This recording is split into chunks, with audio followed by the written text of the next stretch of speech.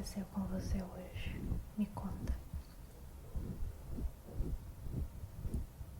Tem alguma preocupação na sua mente, no seu coração?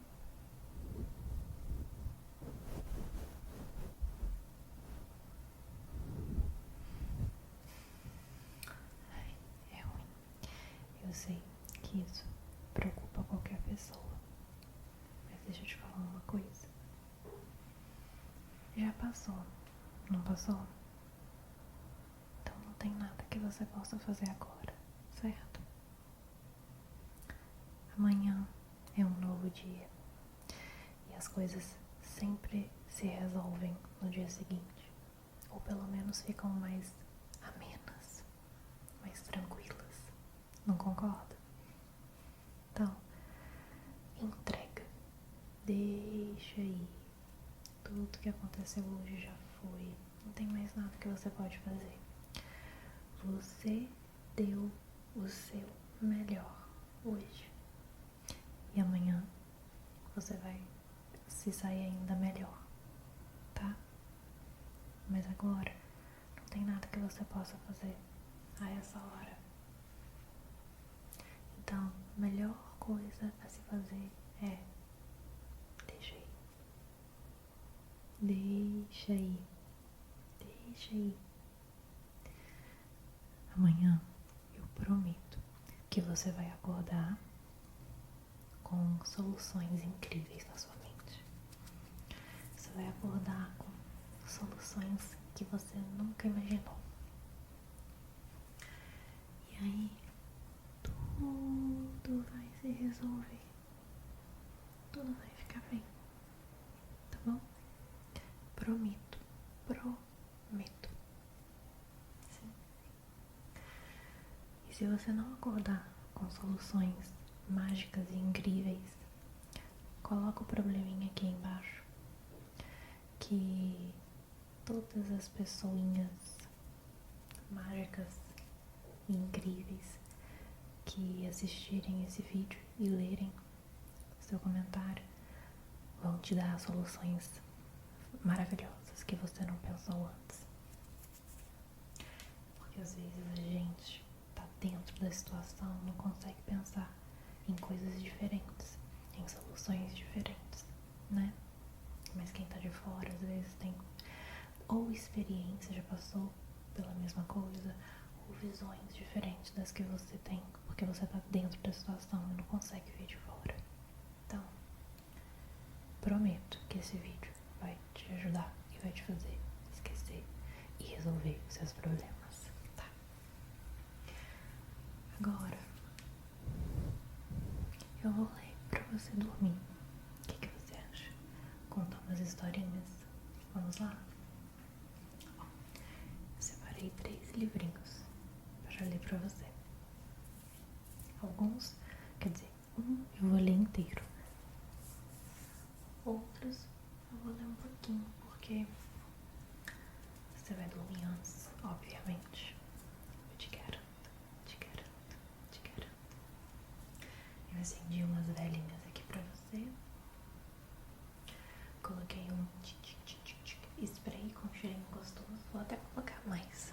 Um sprayzinho de lavanda pra você dormir bem. Olha só.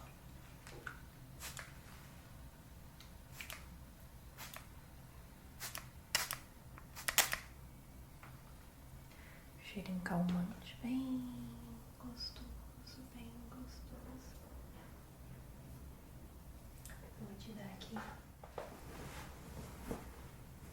esse travesseirinho bem fofinho.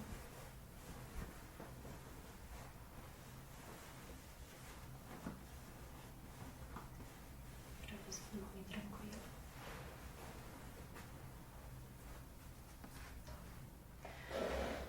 E agora, você tá pronto pra dormir e relaxar.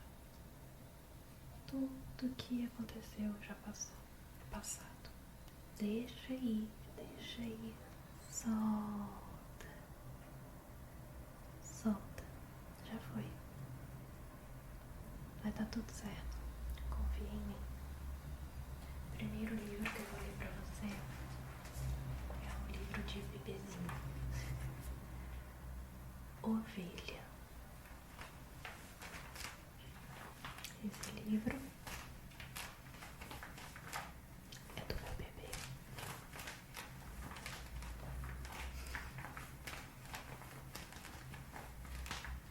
Deita. Não deitou ainda? Deita, relaxa o seu corpo, relaxa. Solta, pode jogar o peso do seu corpo todinho pro colchão. Sinta o seu corpo pesando, pesando em direção ao colchão. Ele pesa, derrete. Seu corpo derrete, derrete, derrete, derrete em direção ao colchão.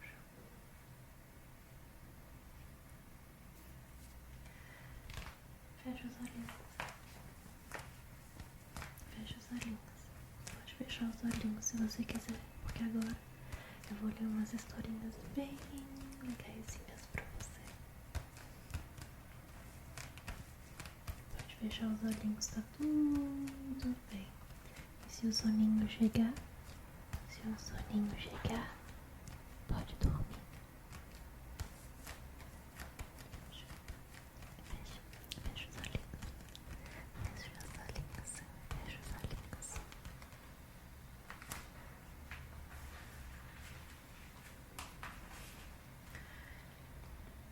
Eu sou chamada de ovelha porque vivo nas planícies e montanhas. Adoro comer capim. Gosto de estar em grupos chamados rebanhos. Olha onde a ovelhinha mora, que lindo. Lugar lindo, né? Você pode sonhar com esse lugar essa noite.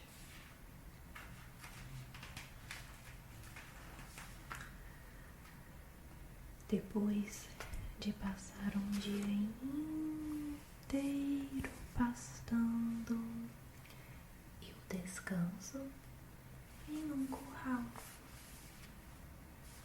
Igual você, depois de passar um dia inteirinho estudando, trabalhando, passeando ou fazendo qualquer outra coisa, você descansa em uma caminha bem confortável e gostosa.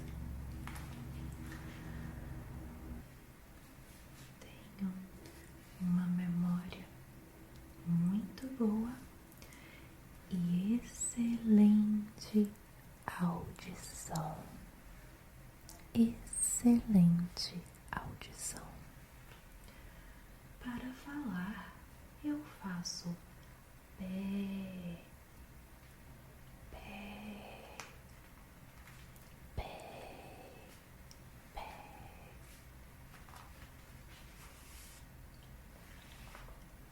A lã que eu produzo é utilizada para fazer roupas quentinhas, quentinhas e aconchegantes.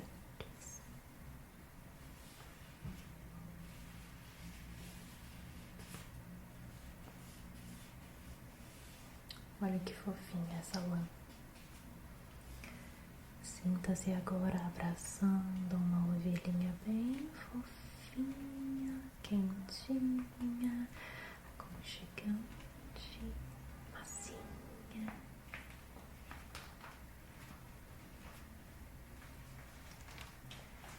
E o primeiro livro já foi. Agora vou ler pra você um pouquinho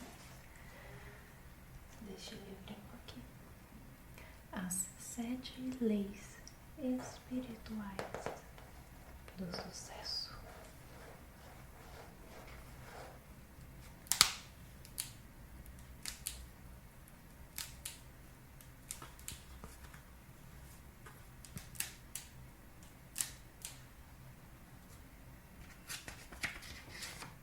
Eu vou pular a introdução e a nota do editor. começar lendo a primeira lei, a lei da potencialidade pura.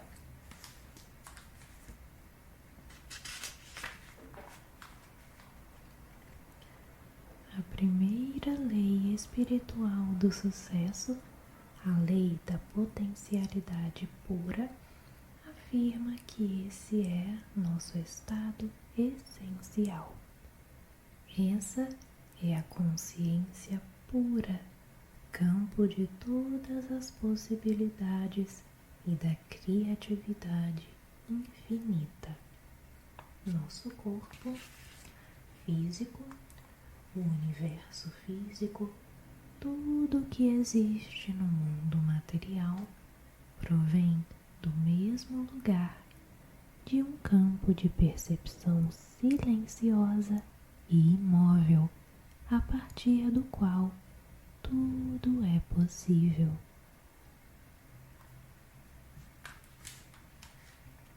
Não há separação entre esse campo energético e nossa essência espiritual, nosso eu.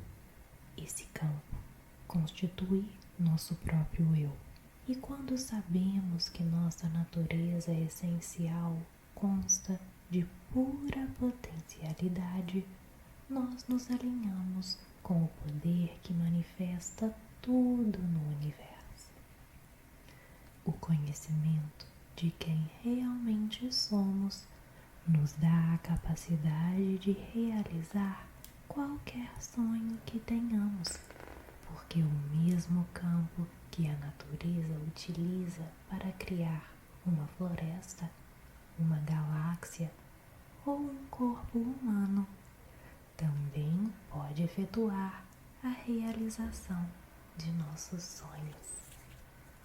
Tudo é possível no campo da potencialidade pura, pois ele é a fonte de todo poder e inteligência e da infinita capacidade de organização.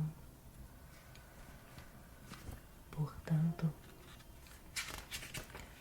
o sucesso na vida depende de sabermos quem realmente somos. Quando nosso ponto de referência interno é nosso espírito, nosso verdadeiro ser, experimentamos todo o poder dele.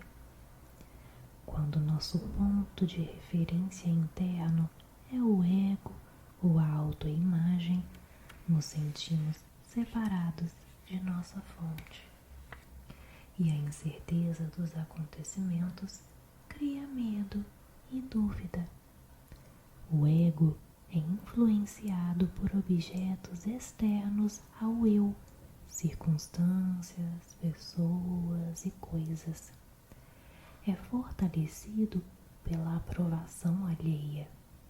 Quer controlar porque vive com medo.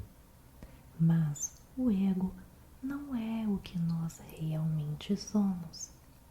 Ele é nossa máscara social, o papel que interpretamos. As necessidades de receber aprovação, de controlar as coisas e de exercer poder externo se baseiam no medo. Esse tipo de poder não é o poder da potencialidade pura, o poder do eu ou o poder verdadeiro. O poder do eu é poder autêntico porque se apoia nas leis da natureza e vem do autoconhecimento. O poder do eu atrai coisas que desejamos para nós. Ele magnetiza as pessoas, as situações e as coisas para apoiarem nossos desejos. Esse apoio das leis da natureza é o estado de graça. Quando estamos em harmonia com a natureza, criamos uma ligação entre nossos desejos e o poder de levá-las a materialização. Como você pode vivenciar a lei da potencialidade pura? Uma forma de fazê-lo é através da prática do silêncio e da meditação. Significa desligar o mundo e reservar tempo para simplesmente ser. Na Bíblia há a expressão: fique em silêncio e saiba que eu sou Deus. O silêncio é o primeiro requisito para a manifestação de nossos desejos, porque no silêncio você se conecta com o campo de percepção pura e de infinito poder organizador. Imagine-se jogando uma pedrinha em um lago tranquilo e observando a formação de ondulações. É isso que você faz quando entra em silêncio e introduz sua intenção. Mesmo a mais tênue provoca ondulações através do campo da consciência universal que conecta seu desejo com todas as outras coisas. Esse campo pode orquestrar para você uma infinidade de detalhes, mas se sua mente for como um oceano turbulento, você pode explodir uma bomba e não notar nenhuma alteração. Praticar o não julgamento é outra forma de experimentar a lei da potencialidade pura. E quando você está constantemente julgando as coisas como certas ou erradas, boas ou más, acaba criando turbulência em seu diálogo interno.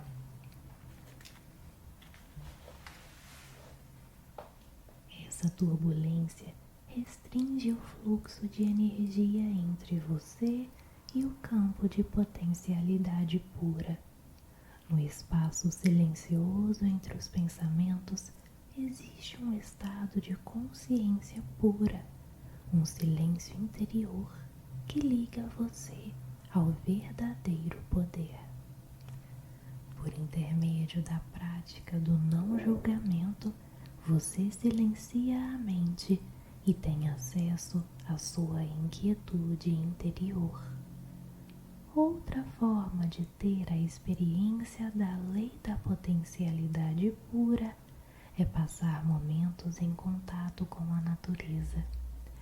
Pela observação, você começa a sentir a harmonia entre todos os elementos e forças da vida. A pródiga manifestação de abundância no universo é uma expressão da mente criativa da natureza.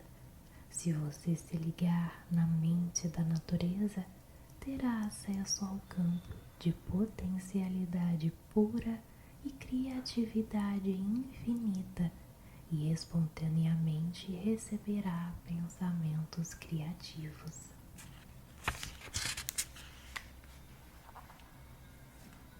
Agora eu vou parar um pouquinho com as teorias e eu vou ler uma história fantástica para você poder viajar para um outro mundo fantástico e mágico, literalmente. Agora eu vou ler para você Harry Potter, meu livro favorito. Sou fã número 1. Mas eu sou fã das antigas. Quando eu comecei a ler Harry Potter, estava no 3º livro ainda. Eu ficava esperando chegar os próximos. Não tinha nem filme. Capítulo 1.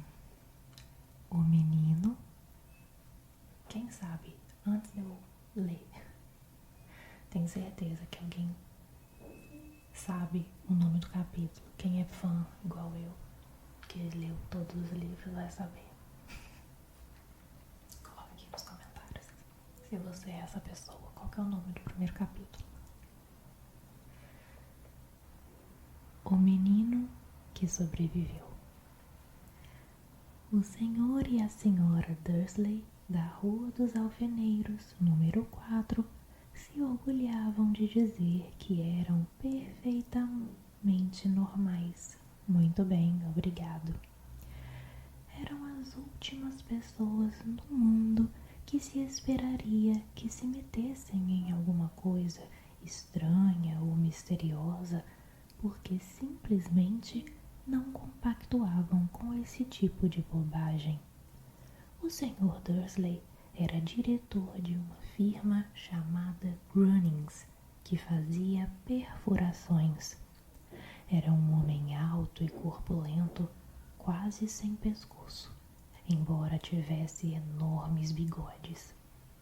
A senhora Dursley era magra e loura e tinha um pescoço quase 2 vezes mais comprido que o normal, o que era muito útil, porque ela passava grande parte do tempo espichando por cima da cerca do jardim para espiar os vizinhos.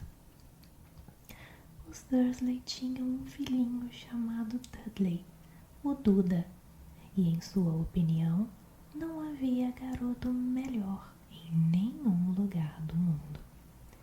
Os Dursley tinham tudo o que queriam, mas tinham também um segredo, e seu maior receio era que alguém o descobrisse. Achavam que não iriam aguentar se alguém descobrisse a existência dos Potter. A senhora Potter era irmã da senhora Dursley, mas não se viam havia muitos anos. Na realidade, a senhora Dursley fingia que não tinha irmã, porque esta e o marido imprestável eram o que havia de menos parecido possível com os Dursley. Eles estremeciam só de pensar o que os vizinhos iriam dizer se os Potter aparecessem na rua. Os Dursley sabiam que os Potter tinham um filhinho também, mas nunca o tinham visto. O garoto era mais uma razão para manter os Potter à distância. Eles não queriam que Duda se misturasse com uma criança daquelas. Quando o senhor e a senhora Dursley acordaram na terça-feira monótona e cinzenta em que a nossa história começa, não havia nada no céu nublado lá fora sugerindo as coisas estranhas e misteriosas que não tardariam a acontecer por todo o país. O Sr. Dursley cantarolava ao escolher a gravata mais sem graça do mundo para ir trabalhar, e a senhora Dursley fofocava alegremente enquanto lutava para encaixar um Duda aos berros na cadeirinha alta. Nenhum deles reparou em uma coruja parda que passou, batendo as asas, pela janela. Às 8h30, o Sr. Dursley apanhou a pasta, deu um beijinho no rosto da senhora Dursley e tentou dar um beijo de despedida em Duda, mas não conseguiu, porque na hora Duda estava tendo um acesso de raiva e atirava o cereal nas paredes. Pestinha, disse rindo contrafeito o Sr. Dursley ao sair de casa. Entrou no carro e deu marcha ré para sair do estacionamento do número 4. Foi na esquina da rua que ele notou o primeiro indício de que algo estranho ocorria. Um gato lia um mapa. Por um instante, o Sr. Dursley não percebeu o que vira. Em seguida, virou rapidamente a cabeça para dar uma segunda olhada. Havia um gato de listras amarelas sentado na esquina da Rua dos Alfeneiros, mas não havia nenhum mapa à vista. Em que estaria pensando naquela hora? Devia ter sido um efeito da luz. Ele piscou e arregalou os olhos para o gato. O gato o encarou. Enquanto virava a esquina e subia a rua, espiou o gato pelo espelho retrovisor. Ele agora estava lendo a placa que dizia Rua dos Alfeneiros. Não, estava olhando a placa. Gatos não podiam ler mapas, nem placas. O Sr. Dursley sacudiu a cabeça e tirou o gato do pensamento. Durante o caminho para a cidade, ele não pensou em mais nada, exceto no grande pedido de brocas que tinha esperanças de receber naquele dia. Mas, ao sair da cidade, as brocas foram varridas de sua cabeça por outra coisa. Ao parar no costumeiro engarrafamento matinal, não pôde deixar de notar que havia uma quantidade de gente estranhamente vestida andando pelas ruas. Gente com capas largas. O Sr. Dursley não tolerava gente que andava com roupas ridículas, os trapos que se viam nos jovens. Imaginou que aquilo fosse uma nova moda idiota. Tamborilou os dedos no volante e seu olhar recaiu em um grupinho de excêntricos parados bem perto dele. Cochichavam excitados. O Sr. Dursley se irritou ao ver que alguns deles nem eram jovens. Ora, aquele homem devia ser mais velho que ele e usava uma capa verde esmeralda. Que petulância! Mas então ocorreu ao Sr. Dursley que se tratava provavelmente de alguma promoção boba. Essas pessoas estavam obviamente arrecadando alguma coisa. Devia ser isso. O tráfego avançou e alguns minutos depois o Sr. Dursley chegou ao estacionamento da Grunnings. O pensamento de volta às brocas. O Sr. Dursley sempre sentava de costas para a parede em seu escritório no 9º andar. Se não o fizesse, talvez tivesse achado mais difícil se concentrar em brocas aquela manhã. Ele não viu as corujas que voavam velozes em plena luz do dia, embora as pessoas na rua as vissem. Elas apontavam e se espantavam, enquanto coruja atrás de coruja passava no alto. A maioria jamais vira uma coruja mesmo à noite. O Sr. Dursley, porém, teve uma manhã perfeitamente normal, sem corujas. Gritou com 5 pessoas diferentes. Deu vários telefonemas importantes e gritou mais um pouco. Estava de excelente humor até a hora do almoço, quando pensou em esticar as pernas e atravessar a rua para comprar um pãozinho doce na padaria de fronte. Esquecera completamente as pessoas de capas até passar por um grupo delas próximo à padaria. Olhou-as com raiva ao passar. Não sabia o porquê, mas elas o deixavam nervoso. Essas cochichavam agitadas também, mas ele não viu nenhuma latinha de coleta. Foi ao passar por elas na volta, levando uma grande rosca açucarada em um saco, que entreouviu algumas palavras do que diziam. Os Potter, é verdade, foi o que eu vi. É, o filho deles, Harry. O Sr. Dursley parou de repente. O medo invadiu-o. Virou a cabeça para olhar as pessoas que cochichavam como se quisesse dizer alguma coisa, mas pensou melhor. Atravessou a rua depressa, correu para o escritório, Disse rispidamente à secretária que não o incomodasse. Agarrou o telefone e quase terminara de discar o número de casa quando mudou de ideia. Pôs o fone no gancho e alisou os bigodes, pensando: não, estava agindo como um idiota. Potter não era um nome tão fora do comum assim. Tinha certeza de que havia muita gente chamada Potter com um filho chamado Harry. Pensando bem, nem sequer tinha certeza de que o sobrinho tivesse o nome de Harry. Jamais vira o menino. Talvez fosse Ernesto ou Eduardo. Não tinha sentido preocupar a senhora Dursley. Ela sempre ficava tão perturbada à simples menção da irmã. Não a culpava se ele tivesse uma irmã como aquela. Mas, mesmo assim, aquelas pessoas de capas. Achou bem mais difícil se concentrar nas brocas aquela tarde, enquanto deixou o edifício às 5 horas. Continuava tão preocupado que deu um encontrão em alguém parado ali à porta. Desculpe, murmurou quando o velhinho cambaleou e quase caiu.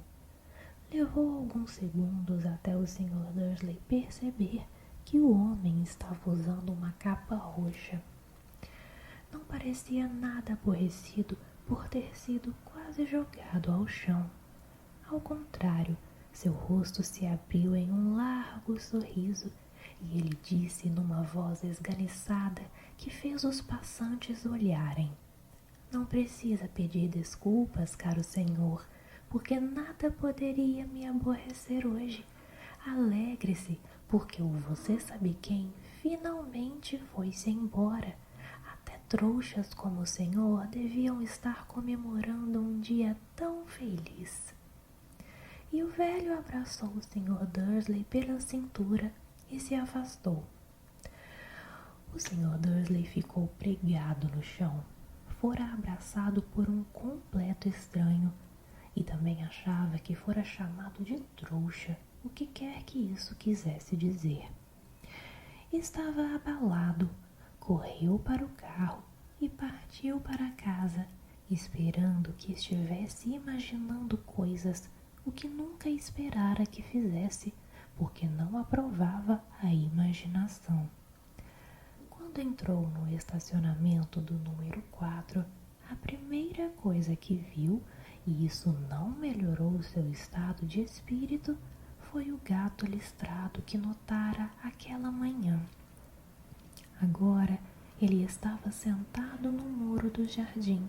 Tinha certeza de que era o mesmo.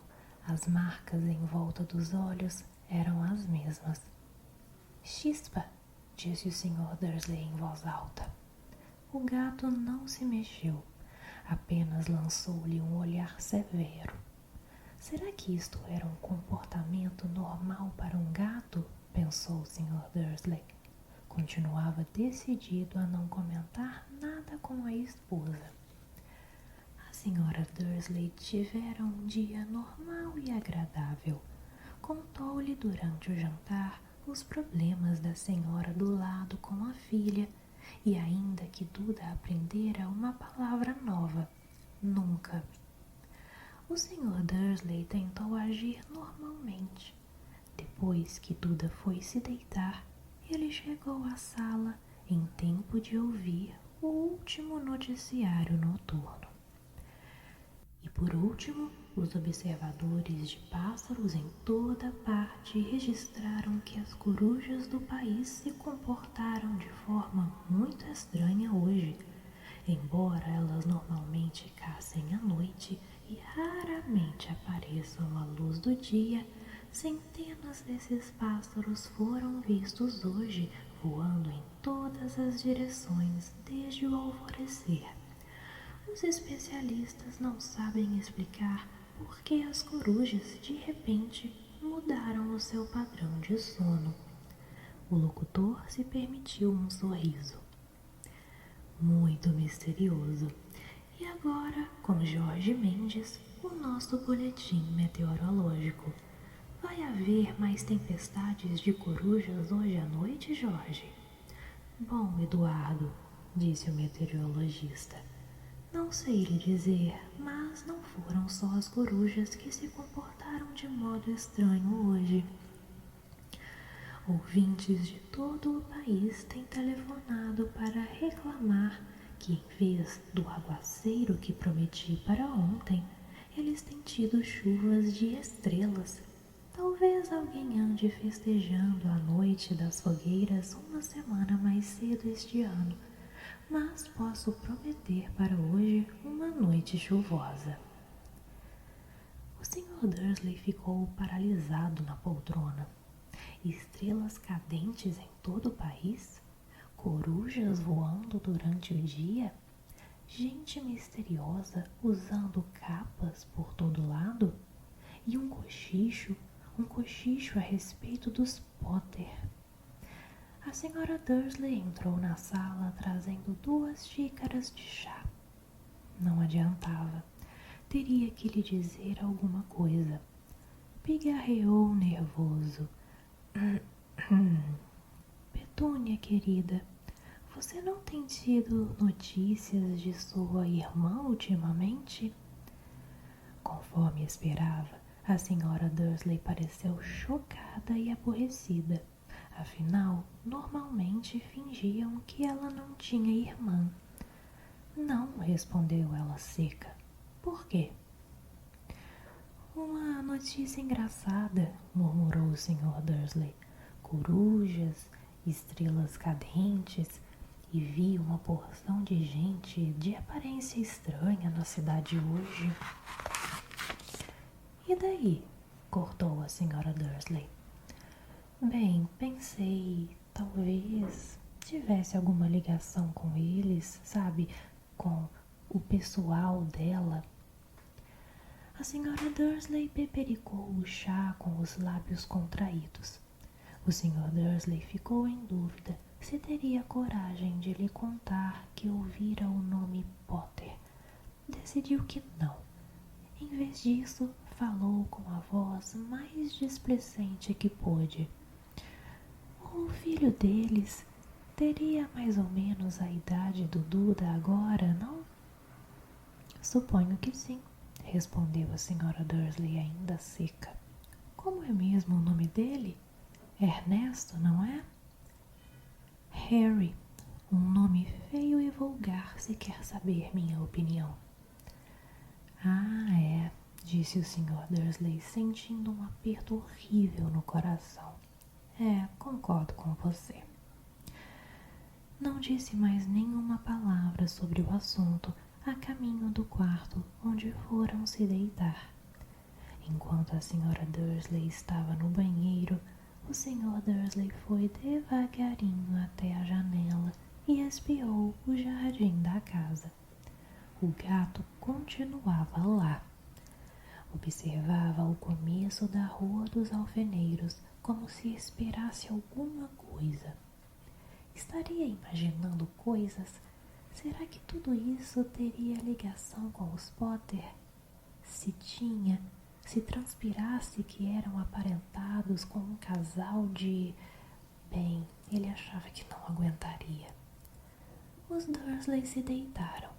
A Sra. Dursley adormeceu logo, mas o Sr. Dursley continuou acordado, pensando no que acontecera. Seu último consolo antes de adormecer foi pensar que mesmo que os Potter estivessem envolvidos, não havia razão para se aproximarem dele e da Sra. Dursley. Os Potter sabiam muito bem o que pensavam deles e de gente de sua laia. Não via como ele e Petúnia poderiam se envolver com nada que estivesse acontecendo. O Sr. Dursley bocejou e se virou. Isso não poderia afetá-los. Como estava enganado. O Sr. Dursley talvez estivesse mergulhando em um sono inquieto, mas o gato no muro lá fora não mostrava sinais de sono. Continuava sentado imóvel como uma estátua, os olhos fixos na esquina mais distante da Rua dos Alfeneiros, e nem sequer estremeceu quando uma porta de carro bateu na